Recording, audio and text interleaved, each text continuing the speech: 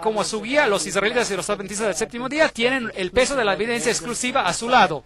Así que publicaron este artículo otra vez. Y después, ellos afirman aquí, los adventistas son el único cuerpo de cristianos que tienen a la Biblia como a su maestro y que no pueden encontrar ninguna evidencia en sus páginas por el cambio del día desde el séptimo al primero. Y es por eso que se llama adventista del séptimo día.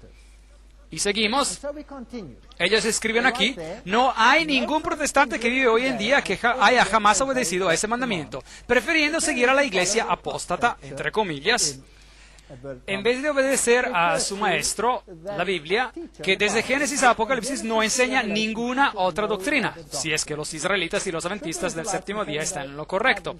Los dos grupos afirman que la Biblia es su maestro infalible. Dejen que la Biblia decida si es que el sábado o el domingo es el día que Dios manda ser guardado. Uno de esos dos grupos tiene que estar en una posición errada.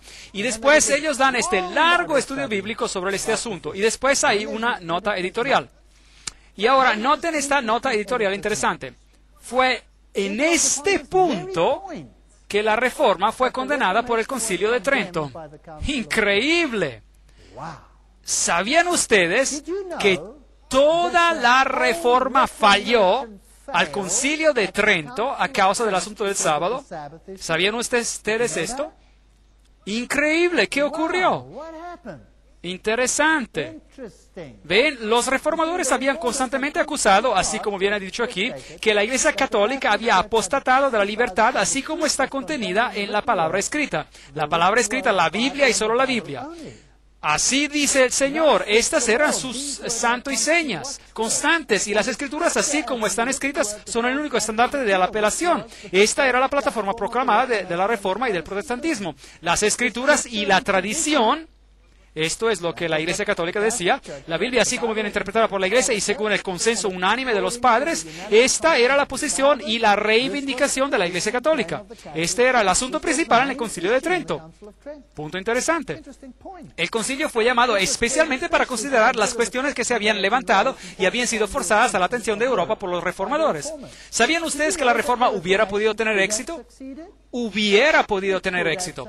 Finalmente, después de este estrés mental largo e intensivo, porque había muchos católicos que estaban preparados a renunciar a la tradición y a aceptar a la Biblia y solamente a la Biblia.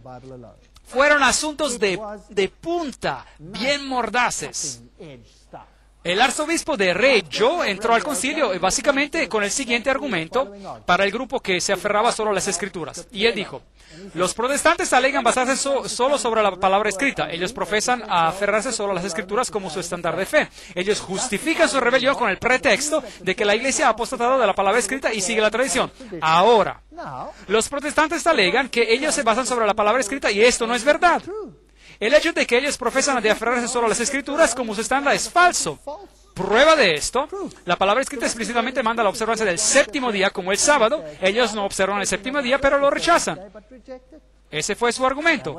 Si ellos verdaderamente se aferraran a las Escrituras solamente como a su estandarte, ellos estarían observando el séptimo día, así como las Escrituras lo mandan. Pero ellos no solo rechazan la observancia del sábado, así como viene mandado en la palabra escrita, pero ellos han adoptado y practican la observancia del domingo, por el cual ellos tienen solo la tradición de la Iglesia.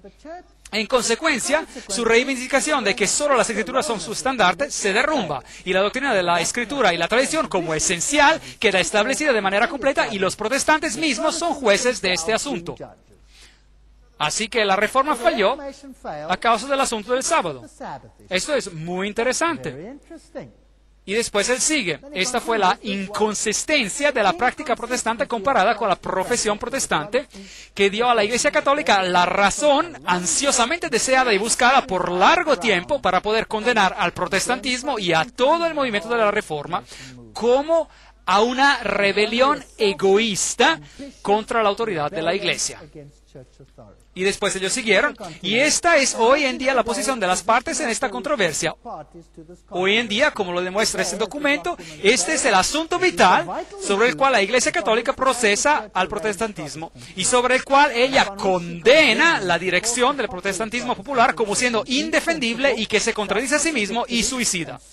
Bueno, ¿qué van a hacer esos protestantes? ¿Qué van a hacer este protestantismo? ¿Qué van a hacer? Increíble, ¿qué desafío les dieron? ¿No fue acaso es un desafío? Así que la reforma falló a causa del asunto del sábado. ¿No es interesante que la Biblia dice, cuando habla sobre la iglesia de Sardis, en las 7 iglesias de Apocalipsis, dice, no he hallado tus obras perfectas delante de Dios, pero va a haber en Sardis aquellos que andarán conmigo en vestiduras blancas? Y yo creo que lo sabrá. Lutero y Melanchthon y todos estos grandes reformadores caminarán vestiduras blancas. Ellos caminaron según la mejor luz que ellos tenían, pero ellos conocían sobre el asunto del sábado, pero ellos rehusaron dar marcha atrás. De hecho, su propia confesión de Augsburg los condenó. Ahora, veamos lo que el editor de Mary Online, este sitio internet, hizo con esta carta en el diciembre del 2003. Y tome nota. El desafío publicado por Roma hace 100 años permanece. Estos escritos apostólicos que fueron publicados entonces, o la Iglesia Católica está en lo correcto, o los adventistas del séptimo día están en lo correcto. No puede haber otra elección.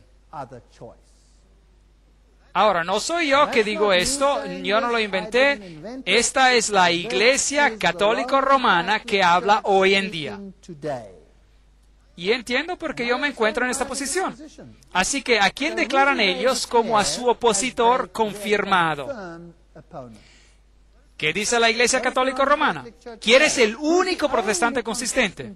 ¿Y quién es el único que los opone en este asunto? La Iglesia Adventista del Séptimo Día.